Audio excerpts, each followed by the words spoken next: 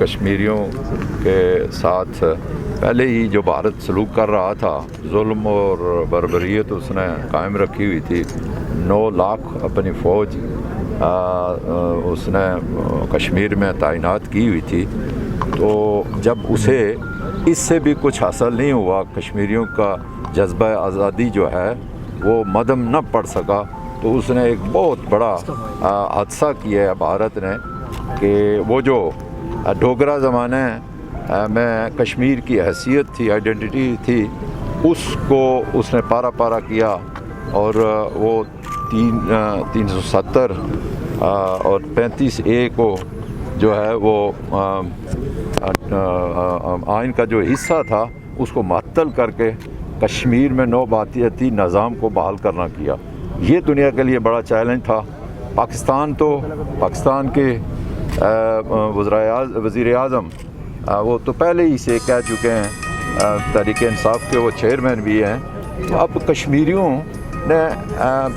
وزیر اعظم پاکستان سے یہ امید لا رکھی ہے کہ ایک جرأت مند اس وقت ایٹمی پاکستان کا سربراہ ہے عمران خان،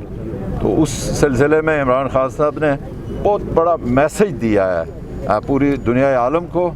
اور ہندوستان کو کہ میں سفیر بن کے تو کشمیریوں کا جو مقدمہ لڑوں گا، وکیل بن کے لڑوں گا، اور پھر میں سمجھتا ہوں آزاد کشمیر میں انہوں نے ایسی اصلاحات لائی ہیں کہ پتہ یہ چلا کہ وہ محسن کشمیر بھی ہیں، آزاد کشمیر کے لوگوں کے محسن ہیں، اور کشمیریوں کی آزادی کی تڑپ رکھتے ہیں۔ تو میں سمجھتا ہوں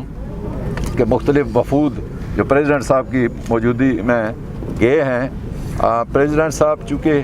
اس کام کے لیے موجود ترین پاکستان میں شخصیت تھی، جنہوں نے جگہ جگہ ہر ملک میں اور ہر فورم پر مسئلہ کشمیر کو، اور بالخصوص 5 اگست کے حوالے سے دنیا کو بتایا۔ لیکن دنیا سوئی ہوئی ہے، کسی کا کوئی مسئلہ ہے بھارت میں پھنسا ہوا، کسی کا کوئی پھنسا ہوا ہے، لیکن میں عمران خان کی جرأت کو داد دیتا ہوں کہ انہوں نے یونائٹڈ نیشن اور سلامتی کونسل اور مسلم امہ کی تنظیموں میں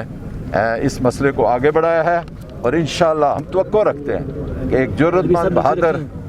شخص اس وقت مسلم امہ کی بھی نمائندگی کر رہا ہے اور پاکستان کا سربراہ ہے۔